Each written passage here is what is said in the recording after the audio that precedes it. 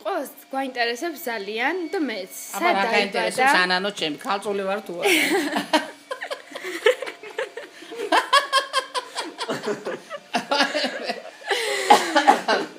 სად დაიბადა, სად იზრდებოდა და როგორი დავიბადე თბილისში კალანდაძის ქუჩაზე 29 ნომერში დედაჩემმა სახლში დავიბადე ხო იცი? ეს იცი როგორ ის არის? აი ნაპოლეონის სახლში დაიბადაო, მე რა ვკითხულობდი, იცი? რაღაცა ეთყობა ყველა ადამიანის სახლში ალბათ არიბადება, იცი? რაღაცა ნიშანია, იცი? რაღაცა მე მგონია ბედნიერების, რა ვიცი, ნუ და სახლში დავიბადე. ძალიან სიმპათიური ყოფილა, თვები მქონია რაღაც შავი ესეთი, იცი?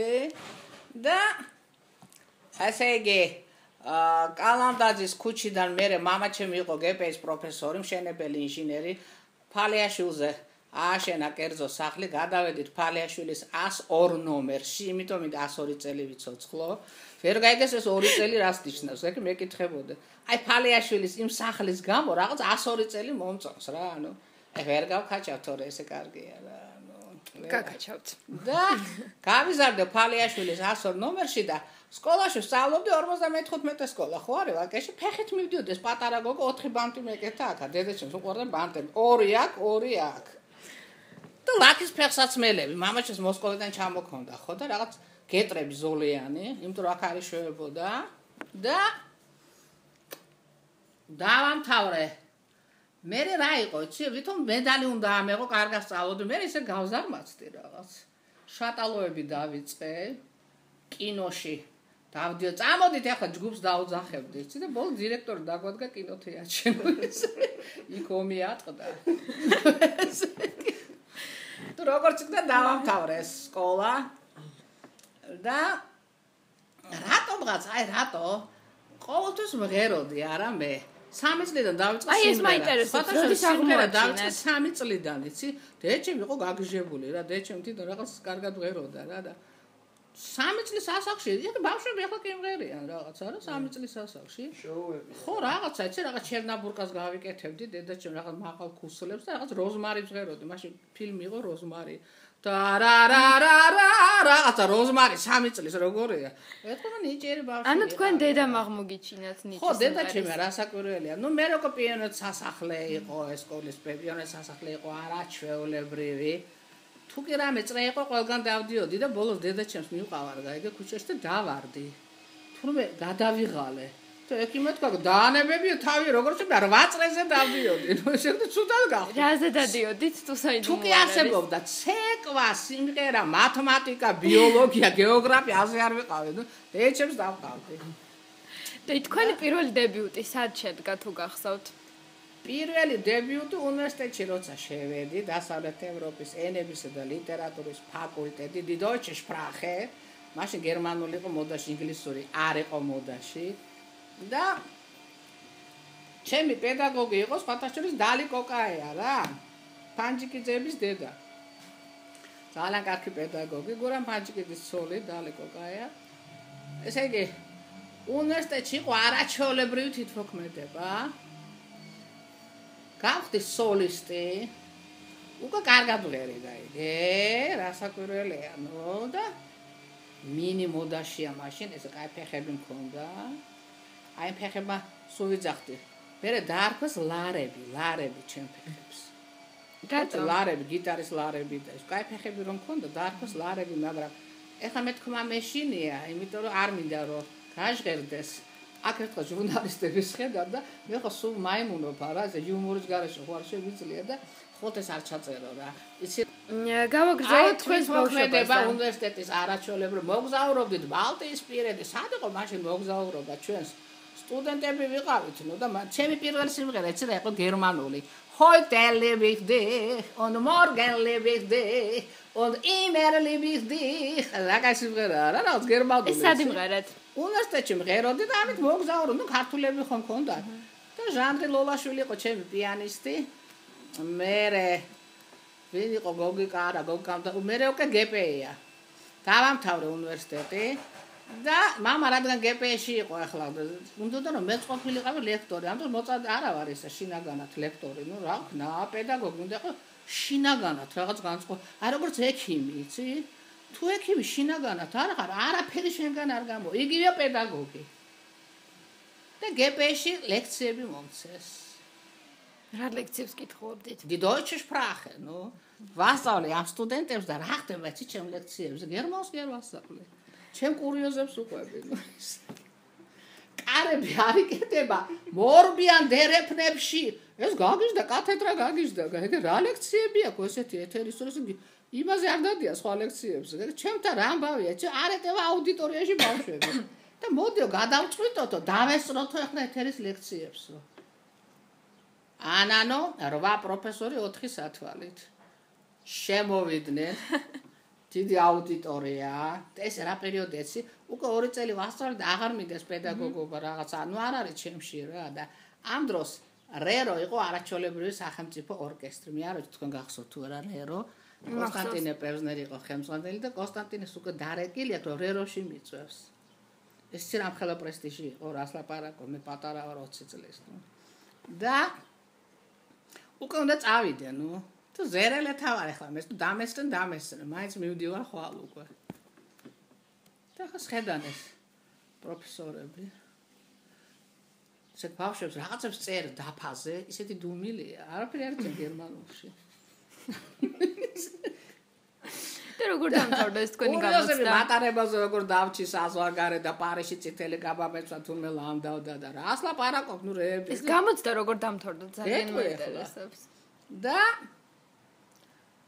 ეხლა ერთი სიტყვა ხომ და ვათქმევინო გაცისრცხულია, ნუ არა. და გერმანულად ჩვენ ნაცვალსახელი არის wir. ბავშვებო, აბა როგორ არის გერმანულად ჩვენ? wir მას ხო ეგავარ ჩვენ მეთქი, ნუ ეს იყო ჩემი ბოლო ლექცია.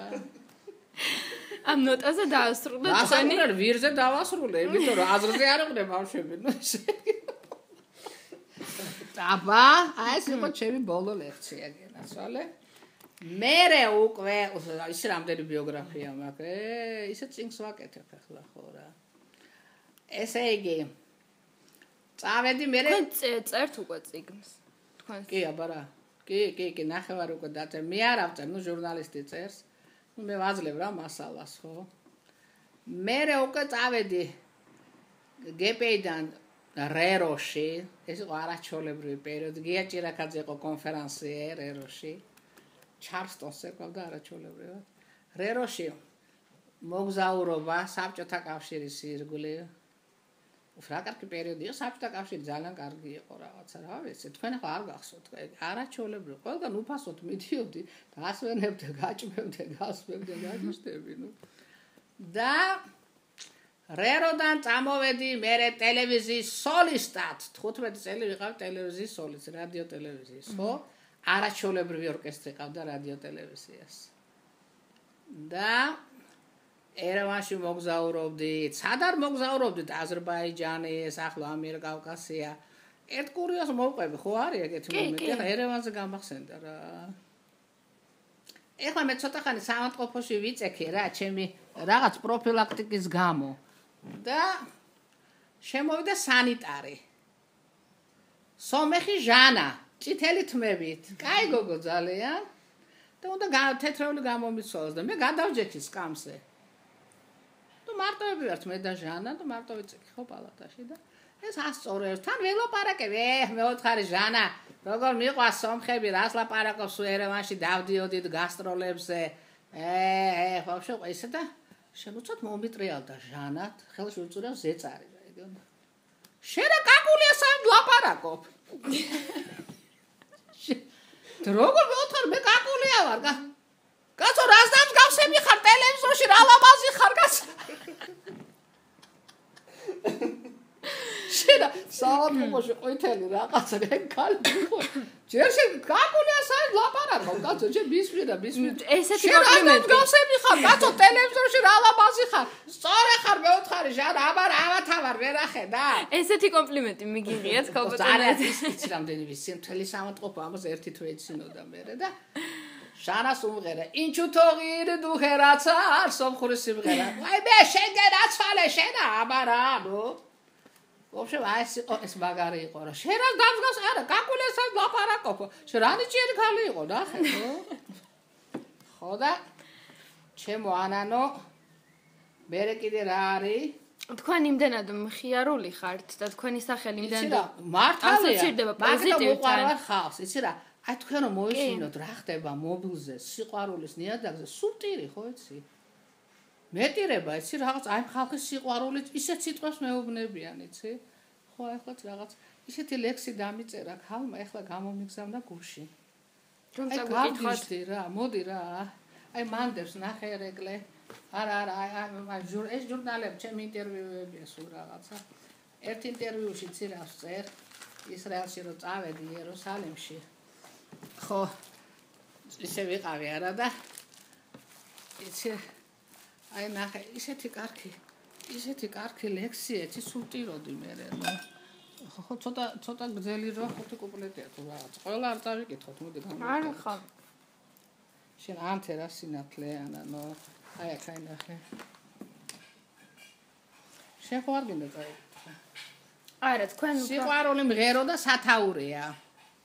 და ეს ვინ მოგიწყნათ ეს? ეს არის ვინმე პოეტი. ძალიან ნიჭიერი ქალი, რომელსაც სამი კრებულია გამოცემული, გავგიზდი, ერთი წიგნი ვერ დამთავრე 3 წელია. ყოჩახ რა. გულიზა პატარაია, ვინმე ქალბატონი. რაღაცა მწოლე არ ეყოფილა, ცოტა ისეთი, ხან შესული, მაგრამ ისეთი კარგი ლექსები აქვს, რაზდელი არა, ნიჭიერი ადამიანია, მაგრამ რეალიზაცია არ აქვს, ხო? მე ვაპირებ, რომ რაღაცა ლექსი უნდა დამიწეროს, რომ იქნებ მელოდია გავაკეთო და ვიმღერო, იცი? რა ვიცი, მე აი ნიჭიერი ხალხი მიყვარს რა, ჯერ შინაარსი, იცი, მისალმება როგორია, გეხოცები ნახე და უცე ეს ამოვი ხო, თუ სადა ხარ ამის თავი სად არის? იცი როგორ სიტყვები აქვს? ეს მისალმება რა არის?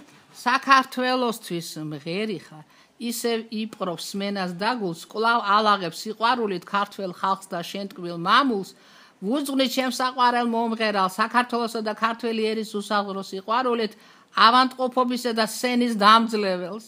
ხო რა, ჯერ არ დამიძლებია, ქართველი ხალხის მონატრებულს, მისი საყვარელი ქართველებისა და თაყვანისმცემლებისთვის დიდი ხნის განშორების შემდგომ დიდ სცენაზე სიყვარულით კვლავ ამღერებული. ის უნახია რა, შალვასთან რომ იმღერე. უდიდეს მომღერალს ტკბილ ქართული სიმღერების უბადლო ხელოვანს, ქართული სიმღერების დედოფალს ქალბატონ ეთერ კაკულეს. ეს შესავალია. სიყვარული მღერო და შინაარსი ლექსის სათაური. გიცხებდი და დიდ სცენიდან სიყვარული მღერო და სიმღერების დედოფლისგან ხალხის სხვას არც ელოდა. თურმე მთელი საქართველო გნატრობდა და გელოდა, ყველას მონატრებოდი და ყველა მოგნატრებოდა. იმ გადაცემიდან წერს, იცი? შენმა ხმამ საქართველო კვლავ ტრიუმფით დაიპყრო, უფრო ტკბილი მოსასმენი სამყაროშიც არ იყო. ყველა შენი სიმღერები გულით ამოთქმულია, მთელი საქართველო გლოცავს, ეთერო კაკულეა. ქალბატონო, იცით რა მაინტერესებს? როგორ ახერხეთ ამ ყველაფერს, რომ ყველა თაობის ადამიანს აბსოლუტურად იცი მე როგორ მიკვირს? აი რითი დავიმსახურე, აი მართლა არ ვიცი, რა ვქნა? მართლა ყველა თაობას პატარა ბავშვს როგორ არ მე რო ქუჩაში გავიდე, რომ ჩამომეკიდებიან ესე. აი გაგიჟდები, და მაინც რას ფიქრობთ? მე რა მღერიან თან გაიგ. დამი არ მიდა სხვა ნეტარება ხო ეს საერთოდ ისე. თქვენი სიმღერები ყველამზე პირად ვიცით, ყველა თაობა. აი მე თაობა. რითი დავიმსახურე? მე მგონი ჩემი იცი რითი რა მე ხო ხალხი მიყვარს ძალიან. მე მჩნევა გაიგე რომ ხალხი გრძნობს თქვენს სიყვარულს. აი ქართველებზე გიჟდები მე ეგეთი კარგი ერი მთელი მსოფლიო მაქვს მოვლილი. არ შემხვედრია რა, ეს არის არაჩვენისი როგორი მოფერება ჭირდება ქართველებს. ჭირდებათ რა, და ამ მომენტში რას გრძნობთ? აი თუნდაც ესეთ ლექსებს რო გიწყნიან. რა ვსდობ და ტირი რა ვსდობ? აბა რა, აი არ ვიცი რა, იცი რამდენი ლექსი მაქვს მოწყნილი? ესეთ სენტიმენტალური მე არ მგონია რომ იცი რა მე არ მერიდება რო თქვა, მაგრამ არ მგონია რომ ვინმე მომღერალს კონდეს ამდენი ლექსი მიწყნილი. აი სულ ამოწერილი მაქვს ბლოგნოტში. ძალიან ბევრი ლექსი და ეხლა კლინიკაში რო ვიყავ, ჩემი შვილი ლიფტში შემიყვანა, იცი და ვიღაც კაცი შემოვიდა, და მე ცოტა ისე დავეყრდნე რა ჩემს შვილს და მიყურებს ეს კაცი და უცბად მეორე დღეს გამოაგზავნა ლექსი. ლიფტში რაღაცა ლიფტზე გაიგე რომ ესეთი მოწყენილი ვიყავი რაღაცა და როგორი შემართებით დაუწერია ლექსი ამ კაცს, რას ვიფიქრებდი, კაცი შემოვიდა ახლა ლიფტზე ლექს დაწერდა, აი გამოწერილი მაქვს. ხო რა. ჩემი აზრით თქვენი ესეთი სიმხნევის და შემართების მიზეზი არის ის, რომ ხალხს იცი რა, უყვარს. აი ხალხის სიყვარული ყველაფერს მიკეთებს. იცი როგორ მაფხნევებს და იმიტომ არიცი, მართალია ცოტა ნევროზი დამემართა ვატყობ, იცი რომ გარეთ ვერ გავდივარ, არა მე რომელიც ჭრიჭინა ვიყავი, ხო? და მთელი ცხოვრება გარეთ დავფრინავდი, არა? და აი ახლა იცი რა 5 თვეა უკვე, იცი? ახლა რომ ვითვლი, არა? მართლა რამდენი დრო გავიდა და მიკვირს მე რომ ესე ვარ. ხო, იცი ანანო და იცი რა მითხრა უფალმა? აი ჟურნალში ინტერვიუ მიწერია კარგი ძალიან და სათაური გაუკეთებიათ რა გოგოებს, რომ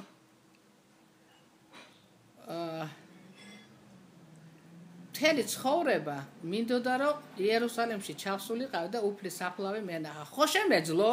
აი ესე ჩანთები მაგ გამზადებული და უნდა წავიდე. და რაღაცა გამოვიდე და ვერ მივდივარ. და რამდენჯერ იცი? ეხლა უფალმა გამხადა ავად ჩამიყვანა იერუსალიმში და მისი საფლავი მანახა. იცი როგორ მწამს? აი გაგიჟდები რა, ნუ.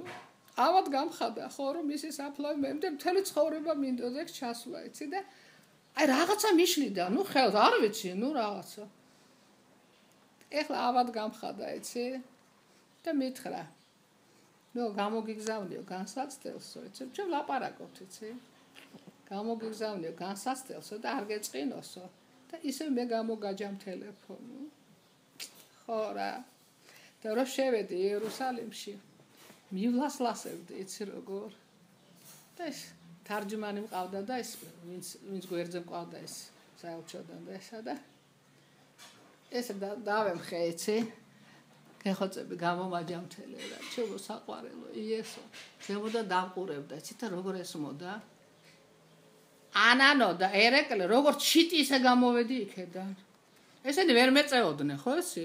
Подождите, ეს რუსის კარდა მე. ეთერ куда вы бежите? Ну ეს ნუ დიდესი სასწაულია. შენ ენერგია მომცა, როგორ შევლასლასდით. იქ რასაკურელა კორიდორი გამიკეთეს, იცი, თქვენს რომ ცოტა სენითა ვარავა და მართლა ისკნეს რა, ხალხმა იცი, გაიც გამოიწია და შემიშვეს, ხო ესე და იქედან ვაიმე რა ენერგია მომეცა. აი დავწმუნდი რომ ყველაფერი ესმის უფალს რა. ან რა მიკვირს იცი?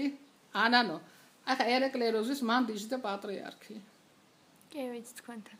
ეს ხო უნიკალური შემთხვევაა, ეს არ საქართველოში არ მომხდარა. ესე იგი, ეს ყველა მაგნიშნა რომ ეს არასდროს არ სადარბაზოში, ულიფტო სადარბაზოში როგორ ჩიტი თურმე ესე ამოდიოდა. ჩემი შვილი უკან მოყვებოდა, არავის ხელი არ მოაკიდებინაო.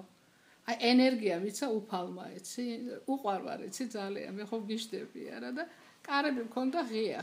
ეთერი, რო დამიძახა მე ჩავიკეცე, ხო იცი? თქვენ არ იცოდით ხო? ვიცოდი 1 საათით ადრე დამირეკა. 1 საათი მეყოფოდა. ჯეჭკუას მეკონა ვიღაცა შაყირობს მეთქი საერთოდ. ნუ ესე. ქალბატონეთერ ახლა პატრიარქი მოგზანდება თქვენთან. კარგი რომელი ხარ რა ახლა მითხარი რა, გეხოცები არ შემილია ლაპარაკი რა. იქ წირვაზე უკითხია როგორ არის ჩვენი ეთერი? და ჩემ მეგობრებს ვთქვიათ რომ ცოტა შეუძლოთ არისო და ეხლა უთხარით რომ წავალთ და ვინახულებთ. და რა გითხრათ? როგორ 2 საათი ვისხედით ვილაპარაკეთ, არაჩვეულებრივი პიროვნება, ანუ ესე იგი აი შენახავ რა კარგად იქნები ეხლა. ხო, ნუ არ ვიცი რა.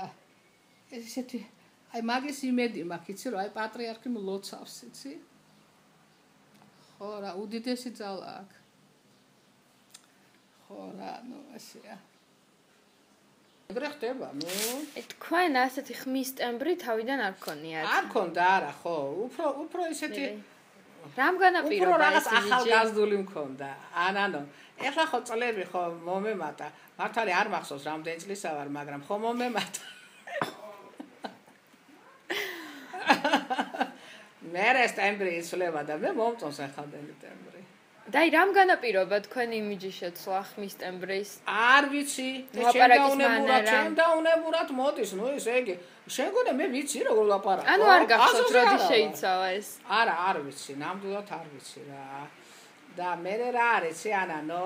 აი თქვენი ხმა მართლა მართლა კარგი ჩემნერი ხმა რაღაც იშვიათია იცი ძალიან იმიტომ კი არა მე რო ეთერი ვარ და ხა ტრაბახობს ისულელია ხო მაგრამ ყველა გამოარჩევს ჩემ ტემპს აი პაროდიებს ხო აკეთებენ არა მაგრამ ვერ გააკეთებენ ნუ ეხლა ტემბრის უსს შეიძლება მეტყველებაში ოდნავ რაღაც გააკეთო ერთხელ რომ მოგისმინოთ ადამიანმა და რა ანანო ეხლა ცოტათი მე ხო ძალიან მაღალ ნოტებს ვიღებდი და მე სხივები გავიკეთე იცი ლიმფური იმაზე და ოდნავ შემეფერხა ცოტა ეხლა იცი ხმა ანუ იმოქმედა ხმაზე იმოქმედა ცოტათი მაგრამ გაივლისო მითხრეს და არ მგონია რომ მე მგონია გაივლის იმიტომ რომ აი რამიშუთა რომ ვიმღერე ის მაღალი ნოტები ისე ვერ ავიღე როგორც მღეროდი ნუ და ხო რა ნუ რა ვქნა ახლა ეგრე მე მგონია რომ ყველაფერი გაივლის იმიტომ რომ ესე გვიყავს გაივლის და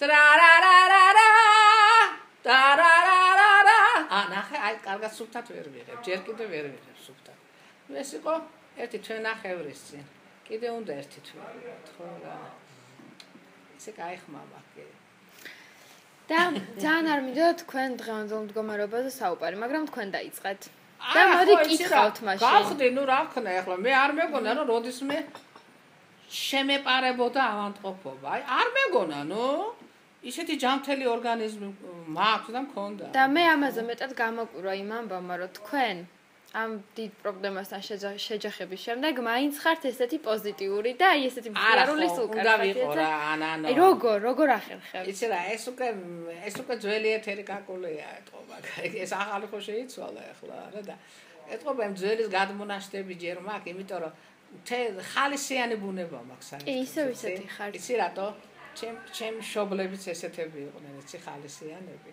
სულ პორმარელი იყო ამ სახში. აი 100 კაცი ჯდებოდა ესე, დედა ჩემი იყო ესეთი გიასახლისი. მე ვარ ხელჩლუნგი. იცი ხო ხელჩლუნგი? ეს ჩემი ლექსიკონია საკუთარი. ხელჩლუნგი. წარმოდგენ არა მაგნოზე. ჩემი ანა. რომელიც მაცოცხლებს. რომელიც ყველაფერს მიკეთებს. ეს რო არ იყოს მე ალბათ მართლა ცოცხალი არ ვიქნებოდი. ვინ გამიკეთებს?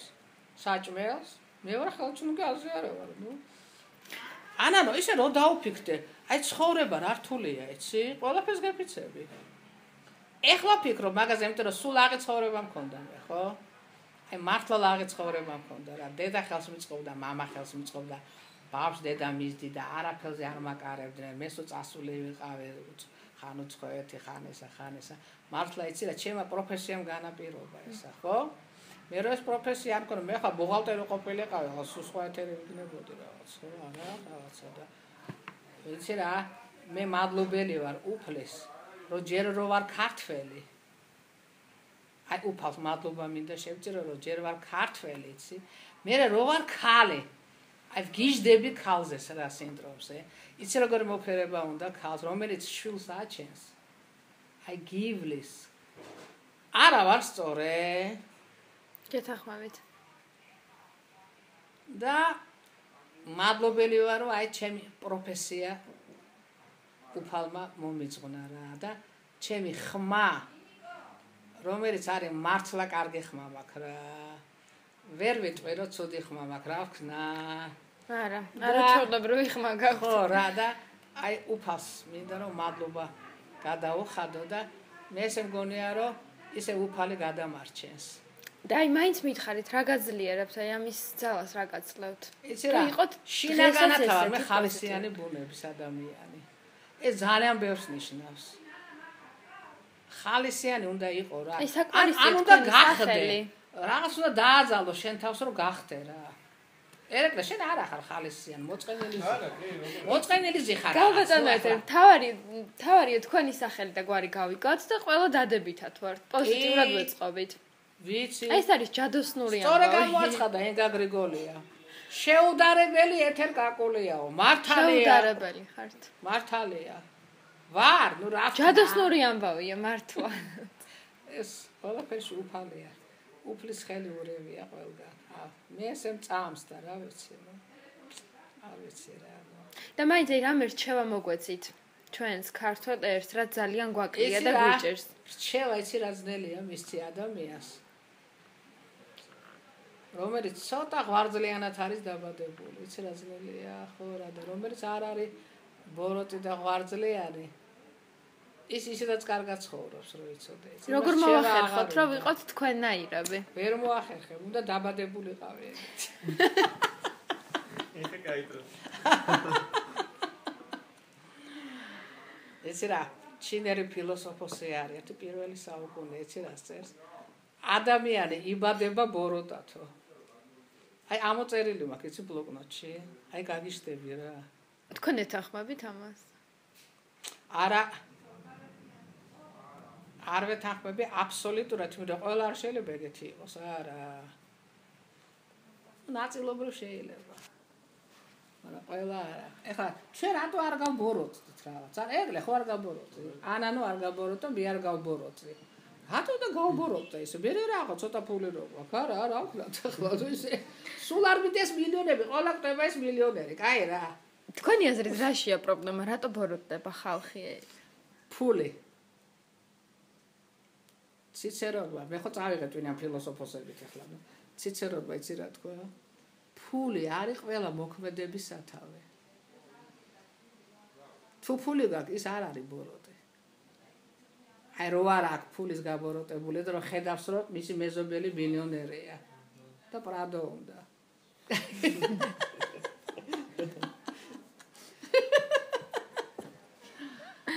ხო რა ეგრეა რა ანანო რა ფული განაპირობებს ყველაფერს. ანუ მარტო ფულია. არა, რასაკვირველია ხა მე ხა მარტო ფულიც ალბათ არ არის.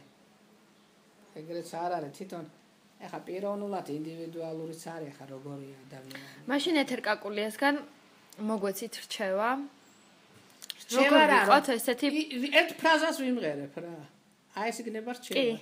ისე როგორც არასოდეს ახლა უფრო გწადია ქართველებმა ერთმანეთი შევიყვაროთ ძალიან ერთიანი საქართველო ჩვენი სალოცავია. ხო, ისე ვერ ამღერი მართალი. არა. ხედავ? ძალიან მაგარი ხარ. თორე ამას ახლა ესე დავაგუგურებდი, სულ აძიეზებს ავიღებდი, მაგრამ აი მსხივება ცოტა, მაგრამ გაივლის. და ბოლოს როგორც ჩვენს გადაცემას. არა, ამაზე კაი ფრაზა არ არსებობს. ქართველებმა შევიყვაროთ ერთმანეთი. საქართველო ჩვენი სალოცავია, ხო რა. აი ეს მინდა და მეკითხა, როგორ ჩვენი გადაცემის სათაური? ამბურწლა ეს მოქმედებს ჩემს ეცი მაინც ემოციურად. გიждდები საქართველოზე რა ვქნა. აუროხები იყო არსება. ქავატონეთ, ჩვენი გადაცემის სათაური აუდიო მივესალმები ჩემო საყვარელო. ძალიან კარგია რომ ესეთი რადიო ჩამოყალიბდა. მე ეხლა გავიგე და მოხარულიო და ხშირად მოგცემთ ინტერვიუს კი ბატონო. და იცით რა რადიოდან სულ რო ისმოდეს მარტო დადებითი ფრაზები. შეიძლება დაგვიტოვოთ თქვენი დადებითი ფრაზები ისმოდეს მარტო რადიოდან რა. ტელევიზიიდანაც ასურველი იქნება. ტელევიზია აუცილებლად, იმიტომ რომ ძალიან დიდი ნიშნულობა კი არა, დიდი რა აქვს ისი ტელევიზიას. აი რა სიტყვა უნდა თქვა, იცი ესეთი შენ მავიწყდება სიტყვა ახლა რა უნდა თქვა? დანიშნულება. აი დანიშნულება აქვს ისი ტელევიზიას, რომ ხალხი ისე წაიყვანოს მოსახლეობა როგორც საჭიროა რა და ამას ხშირად არ აკეთებს. და ბოლოს თქვენი მოკლე აუდიო ავტოგრაფი დაგვიტოვეთ. სამახსოვროდ რადიოს და ჩვენს ქართულ ერს. მიყვარხართ!